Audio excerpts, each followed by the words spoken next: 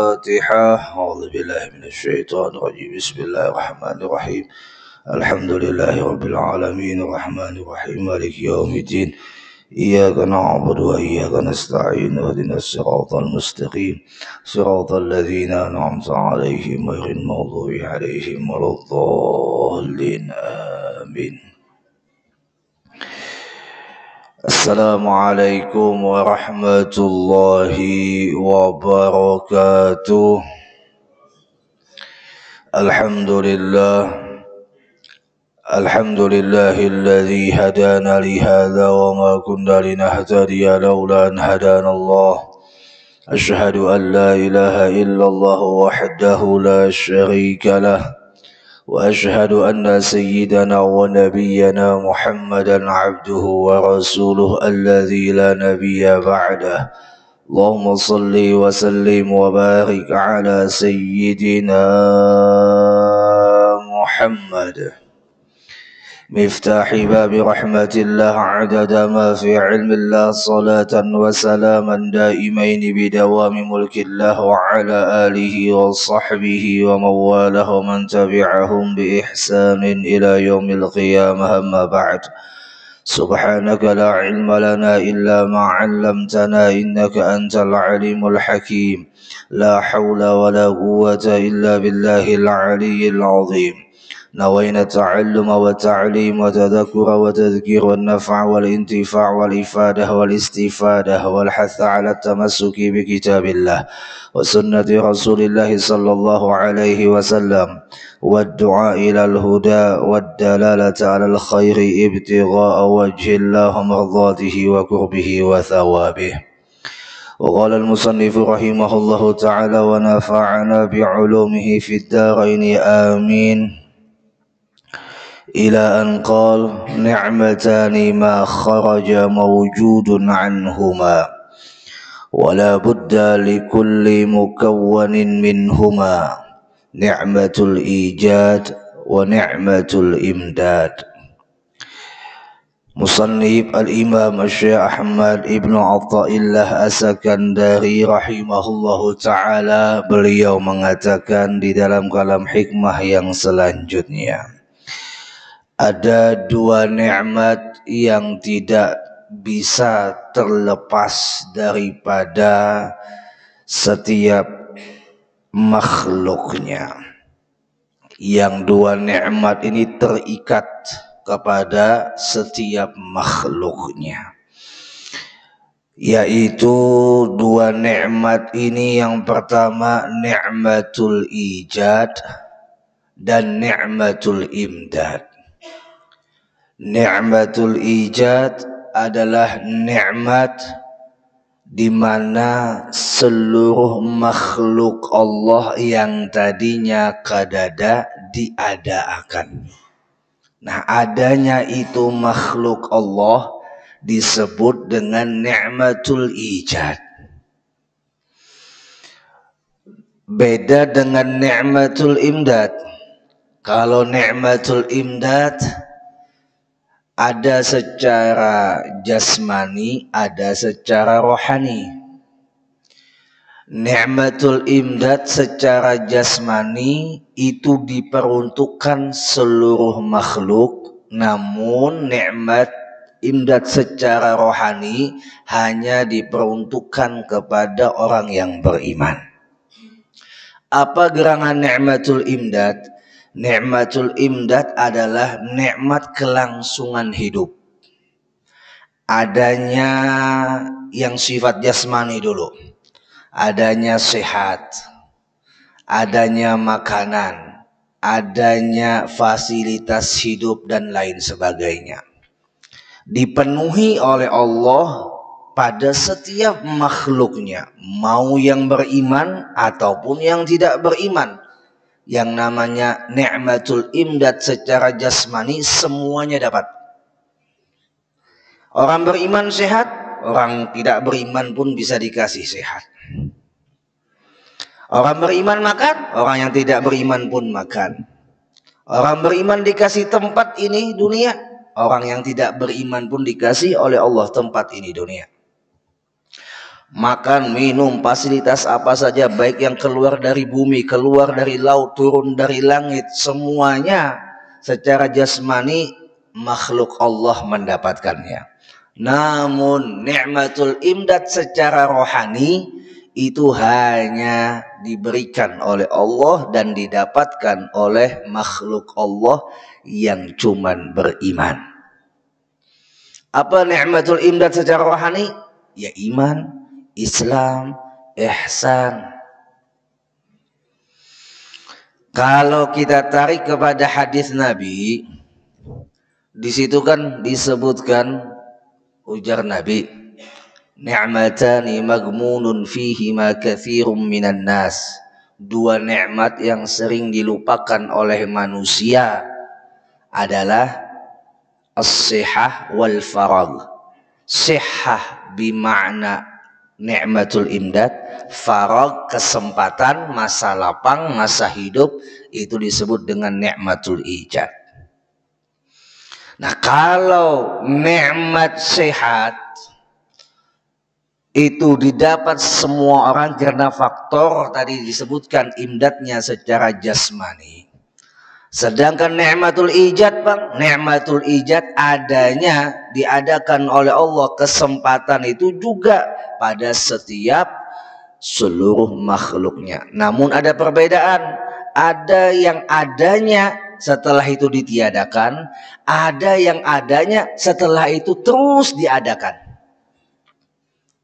Seperti binatang, adanya selama perjalanan dunia. Habis mati jadi tanah, selesai urusan. Tapi kalau manusia, jin, nah, dua makhluk ini yang dituntut untuk nyembah Allah, wa ma khalaqtul jinna wal insa illa liya'budun. Dia tadinya kadada diadakan dan terus diadakan, walaupun jasadnya terkubur, ruhnya tetap dikekalkan oleh Allah. Kalau dia selamat, maka kekalnya dalam kenikmatan. Kalau dia tidak selamat, maka kekalnya dalam penderitaan. Jadi kekalnya makhluk itu karena dikekalkan, atau disebut dengan bahasa tauhid, baqa'nya adalah baqa' idhofi dan baqa' zamani. Sedangkan Allah itu baqa' hakiki. Jadi ada perbedaan baqa'. Surga itu juga kekal, tapi bakonya idhofi dan zamani. Idhofi karena sebab ada yang mengekalkan. Siapa? Ya Allah yang mengekalkan surga. Neraka dikekalkan oleh Allah. Siapa yang mengekalkan? Ya Allah mengekalkan surga, neraka. Tidak kekal dengan sendirinya. Namun kalau Allah adalah bako yang hakiki, bakonya tanpa ada sebab, bakonya tambah terikat pada waktu. Nah, ini harus ditanamkan di dalam hati kita, i'tikad kita secara jazam, supaya nikmat yang ijad dan imdad ini bisa kita rasakan. Banyak manusia yang lupa dengan dua nikmat ini. Ya Allah, kita ambil saja contoh nikmatul ijad, proses adanya kita. Proses adanya kita. Itu kan minal adam ilal wujud, daripada tiada kepada ada. Sebagaimana dalam Al-Quran, fa inna khalaqnakum min turab, sesungguhnya ujar Allah, kami jadikan kalian itu daripada tanah. Thumma min nutfah, kemudian diambil dari saripati tanah tadi menjadi nutfah. Apa itu nutfah? Air mani. Dari air mani pulang, thumma min alaqah, kemudian menjadi segumpal darah. Setelah menjadi segumpal darah, thumma min mudghatin mukhallaqah, kemudian menjadi segumpal daging yang sempurna kejadiannya, wa ghairi mukhallaqah, dan ada menjadi daging yang tidak sempurna kejadiannya, seperti bayi yang keluar dalam keadaan cacat. Ya kan? Dagingnya tidak sempurna. Di dalam ayat yang lain juga disebutkan, walaqad khalaqnal insan min sulalatin min tin. Sesungguhnya kami telah menjadikan manusia itu daripada apa? Dari saripati tanah. Sulalatin min tin, daripada saripati tanah. Jadi ada di dalam diri kita ini namanya mikrokosmos. Nanti dalam bahasa ini. Alam jagat raya itu semuanya secara kecil ada dalam tubuh kita. Dalam tubuh kita ada unsur api, iya. Dalam tubuh kita ada unsur tanah, iya. Dalam tubuh kita ada unsur angin, iya. Dalam tubuh kita ada unsur air, iya.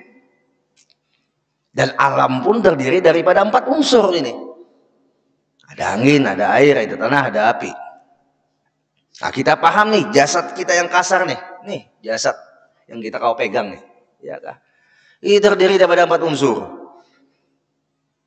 Yang mana ketika kita paham hakikat diri, maka kita akan paham akan kejadian kita. Setelah kita paham akan kejadian kita, akan tumbuh ni'matul ijad, rasa syukur, di mana kita diadakan oleh siapa? Oleh Allah yang mengadakan kita. Akhirnya pinandu yang disebutkan dalam riwayat, man arafa nafsahu faqad arafa rabbahu. Orang yang kenal hakikat diri, maka dia akan kenal kepada Tuhannya. Syarat orang itu ma'rifat paling gak ada sejalan yang paling pintas lah. Jalan yang paling pintas untuk mengenal Allah adalah dengan cara ilmiahnya memaham diri. Jasad tadi terdiri dari 4 unsur. 4 unsur ini terdiri lagi daripada Nur Muhammad. Nur Muhammad dari siapa? Min nurih min dzatih, daripada zatnya Allah. Sudah rasanya sampaikan di dalam hadis kursi, pernah disebutkan di sini. Ujar Allah, kuntukan zan makhfiyan, sungguh aku telah menyembunyikan diriku. Dulunya aku adalah tunggal, tidak ada siapapun. Sebelum adanya alam, aku tersembunyi pada pembendaharaanku yang mulia, kata Allah. Namun fa'ahbabtu an u'rafa, aku hendak, aku ingin, aku cinta, aku suka an u'rafa, untuk dikenal, untuk dima'rifati. Allah tuh ketujuh lawan hambanya yang ma'rifat. Hamba yang kenal dengan Allah itu hamba yang disukai oleh Allah. Ketujuh Allah. Lalu habis itu apa yang dilakukan oleh Allah? Fa khalaqtul khalqa. Maka Allah jadikan satu makhluk dulu sebagai bahan baku semua makhluk setelahnya. Jadi bahan bakunya yang dijadikan oleh Allah nur Nabi kita Muhammad. Nah, dari nur Nabi kita Muhammad terciptalah 4 unsur tadi. Iya kah? Angin, air, api, tanah. Yang ada pada jasad kita. Nah, dari Nur Muhammad Ibrahim tercipta lagi nih di balik tubuh kita, yaitu roh. Makanya ujar orang belajar ilmu ma'rifat itu, Bapak Ibu, kayak apa caranya mensinkronkan antara tubuh dengan roh supaya mesra. Apabila dia bisa menyatukan, menyingkronkan, menghubungkan, menyelaraskan antara tubuh dengan roh, maka dia akan tenggelam di dalam lautan ma'rifatullah. Allah. Sembahyang kita, Allahu Akbar, tegaknya kita sembahyang itu gambaran unsur api yang selalu tegak.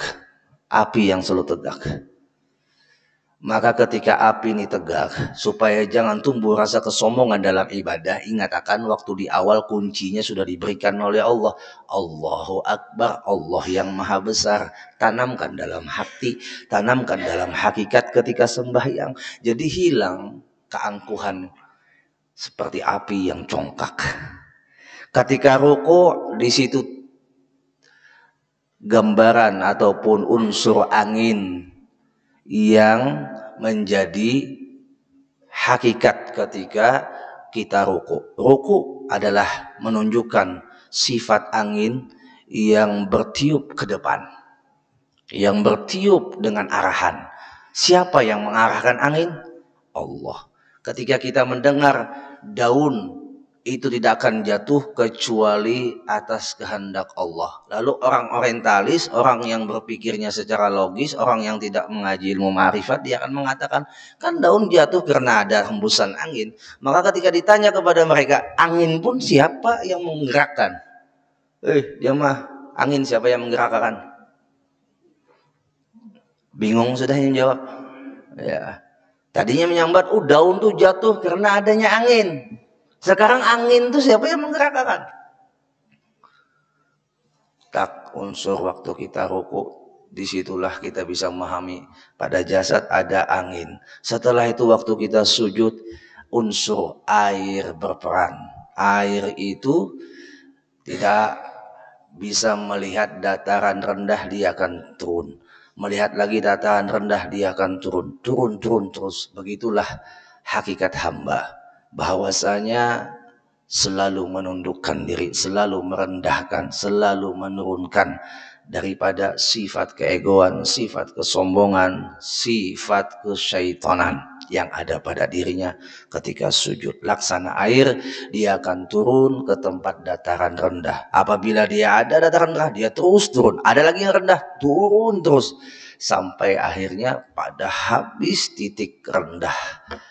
Itulah sifat air. Jadi rendahkan hati kita sekira kita mendapatkan curahan daripada madat atau pemberian Allah. Rahmat, barokah, karomah, dan lain sebagainya. Setelah itu bangkit dari sujud. Berpijaklah kaki kita, duduk itu di atas tanah, merupakan unsur tanah. Tanah itu sifatnya tidak pernah membentak. Tanah itu diinjak siapapun dia tidak pernah membentak. Bahkan dikotori oleh kotoran manusia pun ia balas dengan tumbuh-tumbuhan. Lihat kotoran manusia, kotoran hewan itu jatuh kepada tanah, tanah malah menyumbangsihkan kebaikannya dengan ditumbuhkannya tumbuhan. Apa itu kotoran? Ya jadi pupuk. Jadi pupuk. Tanah balas dengan kebaikan. Itu sifat tanah.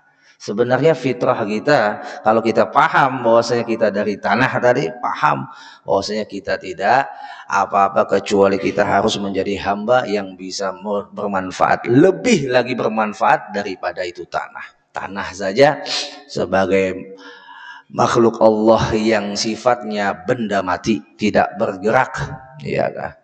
Memberikan manfaat kepada siapapun. Di dalamnya ada batu bara, di dalamnya ada minyak, di dalamnya ada emas, apalagi banyak kayak, Masya Allah. Habis itu kita kenal lagi tubuh adalah, tubuh kita secara utuh adalah merupakan syariat.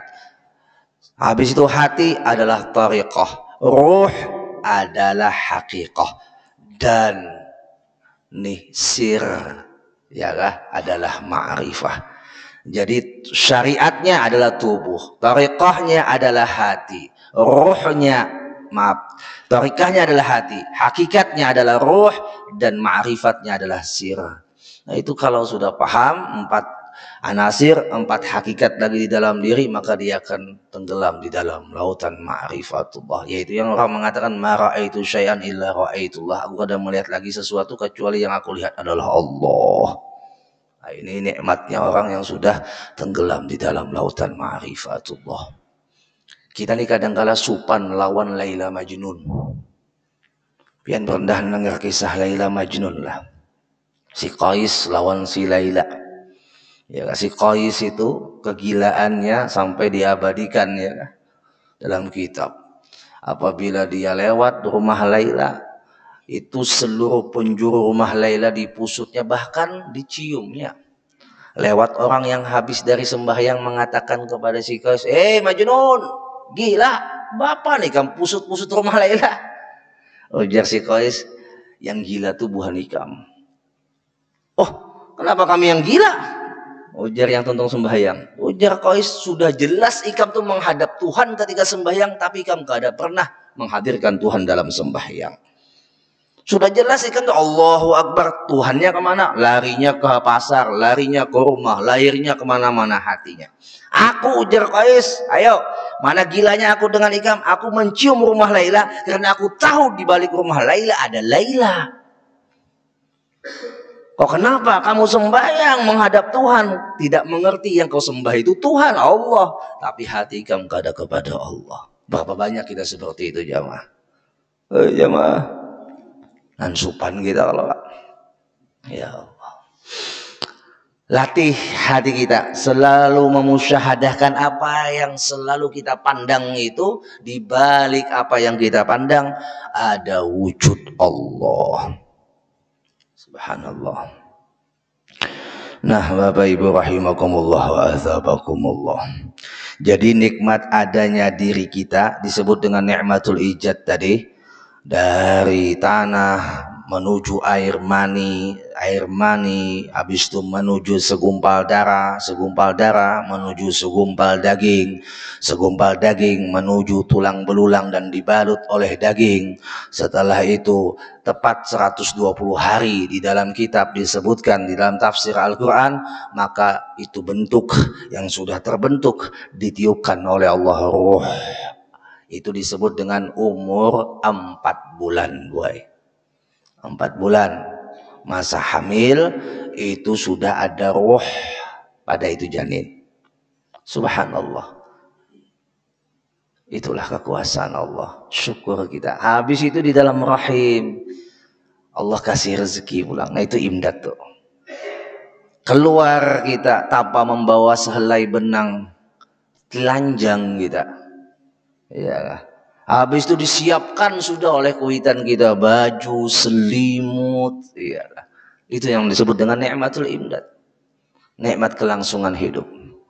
Apabila dia keguguran, dia mati, berarti dia hanya mendapatkan nikmatul kejadian, itu nikmatul ijad, tapi nikmatul imdad dia tidak dapatkan. Umpama dia lahir, meninggal langsung, atau dalam perut meninggal, itu hanya mendapatkan nikmatul ijad, tapi tidak mendapatkan nikmatul imdad. Tapi nikmatul imdad tidak akan dapat kecuali adanya nikmatul ijad. Nikmat diadakan dulu baru datangnya nikmatul imdad, yaitu nikmat pemberian kelangsungan hidup pada setiap makhluk Allah. Nah, Bapak Ibu rahimakumullah wa azabakumullah. Lalu kata Al-Imam Syekh Ahmad Ibnu Athaillah, an'ama 'alaika awalan bil ijad wa thaniyan bitawalil imdad. Allah memberikan nikmat itu kepadamu yang pertama kali adalah dengan adanya kamu yang disebut dengan nikmatul ijad. Setelah itu yang kedua terus menerus Allah berikan, yaitu dengan nikmatul imdad.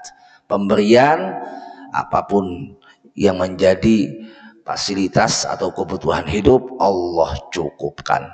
Tidak ada Allah yang menyengsarakan setiap makhluknya. Allah sudah siapkan semua rizki buat makhluknya.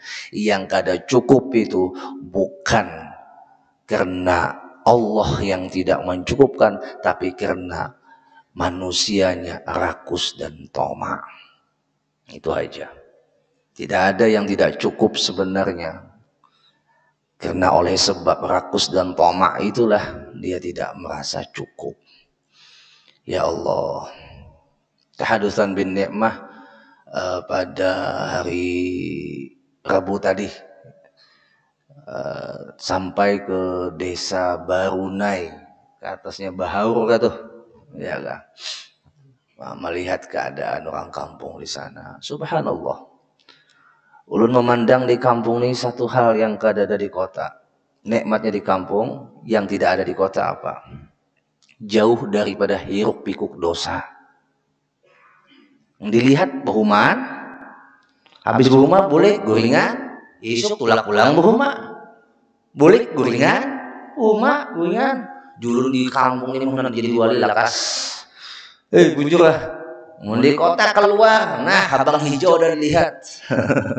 Ya, tapi punya kawang melewati, alahan pada orang yang di situ, tantangannya berat di kota. Tapi ya tadi, bagi kita yang gak ada kawah itulah melihat ke sana, masya Allah nikmatnya. Nikmatnya apa? Jauh daripada hiruk pikuk dunia. Ya Allah.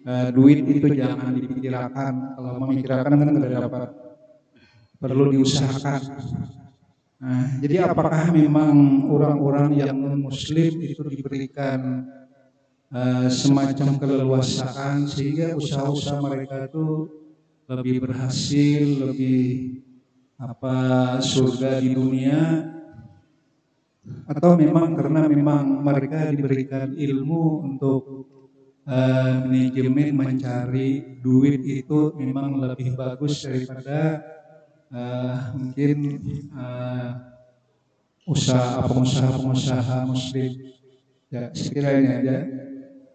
Terima kasih. Assalamualaikum warahmatullahi wabarakatuh.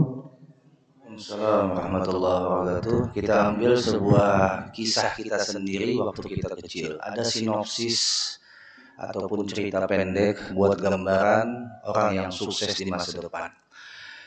Orang yang mulai lagi halus sampai dia dewasa itu tidak mau sekolah, dimanjakan, segala macam fasilitas disiapkan, Masya Allah, ya kan? Nah, besok kelaknya menurut logika, ya kan? Menurut akal sehat, menurut normalitas putaran hukum alam, orang seperti ini besoknya tidak sukses, kan begitu? Karena waktu mudanya dia tidak mau sekolah, waktu mudanya dia tidak mau bekerja, waktu mudanya dia hanya menikmati itu pemberian daripada orang tuanya. Ya. Nah, masa tuanya dia tidak akan mendapatkan sebuah kesuksesan. Itu yang disebut dengan berakit-akit ke hulu, berenang-renang ke tepian. Nah, pepatah kita juga ya Allah, bersakit-sakit dahulu, bersenang-senang baru kemudian. Nah, begitu kita ambil konsep masalah rezeki.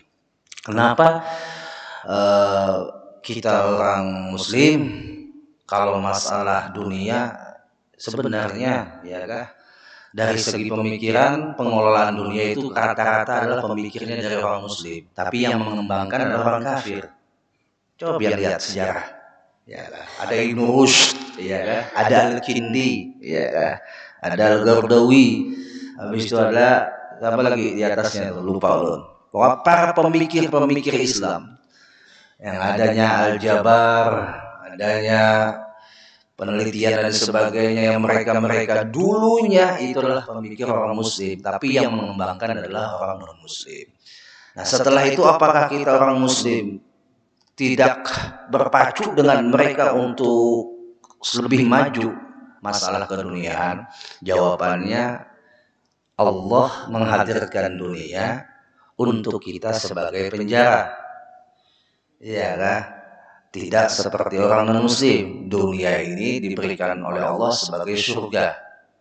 Karena ada hadisnya, ada riwayatnya. Ad-dunya sijnun lil mu'minin wa jannatun lil kafirin. Dunia ini penjara bagi orang beriman dan surga bagi orang yang tidak beriman. Nah, lalu akhirnya masalah rezeki, kita memang disuruh berusaha, tapi jangan sampai kita menuhankan usaha. Seperti mereka, konsep mereka kan menuhankan usaha. Kalau kada usaha, kada sukses.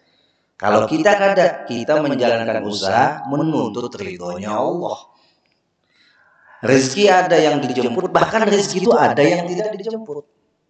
Ada yang diusahakan, ada yang tidak diusahakan. Ini pula pembahasannya masalah maqam asbab dengan maqam tajrid. Nah, ini di dalam lagi hakikatnya pembahasan masalah ini.